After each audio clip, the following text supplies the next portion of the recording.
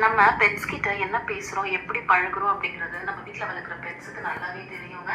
அதுலயும் பட்டு சொல்லவே வேண்டாம். ட்ரை பண்ணலாமா? ராக்கி, என்ன மம்மி தூங்கும்போது என்னையா டிஸ்டர்ப் பண்ற?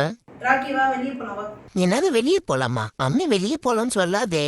ஐ திங்க் என்ன வெளியே என்ன பிளான் பண்ணது நினைக்கிறேன். சரி வெயிட் பண்ணி பாப்போம் என்ன சொல்லுதுன்ட்டு. சரி போ, எனக்கு தண்ணி எடுத்து வா, தாகமா இருக்கு. போ மம்மி, எனக்கே டயர்டா இருக்கு. என்ன போய் தண்ணி எடுத்து வர சொல்ற? டேய், சரி போ, உன் தட்டி எடு வா. என்னால போக முடியாது மம்மி, எனக்கு ரொம்ப டயர்டா இருக்கு. சரி நான் அப்போ வெளியே போய் குழந்தைய பார்க்குறேன். கேர்ள் ஃப்ரெண்டை பார்த்துட்டு வரேன். சரியா? என்னது என் கேர்ள் ஃப்ரெண்டா? மம்மி நான் அவளை பார்த்தே ரொம்ப நாள் ஆகுது. அவளை பத்தி பேசாத, எனக்கு ரொம்ப கஷ்டமா இருக்கு. அவரை அணைக்கும் போது அவள் பறந்து போனாலே, என்னை மறந்து போனாலே. சார் இல்லை, நான் ஒரு ஐட்டம் எடுத்துட்டு வரேன். ரெண்டு பேரும் எப்படி பண்ணுறாங்கன்னு மட்டும் பாருங்க, வெயிட் பண்ணுங்க. என்னது அது கையில? கை பிஸ்கெட்டு? சே, பிஸ்கெட் இல்லையா, ரஸ்கா? சரி ஏதோ ஒன்று நம்ம சாப்பிட்டு தான் தராங்க. எனக்கு தெரிஞ்சு இந்த பிஸ்கெட்டை கொடுத்து என்னை வெளியே அனுப்புறதுக்காக பிளான் பண்ணிட்டாங்க நினைக்கிறேன்.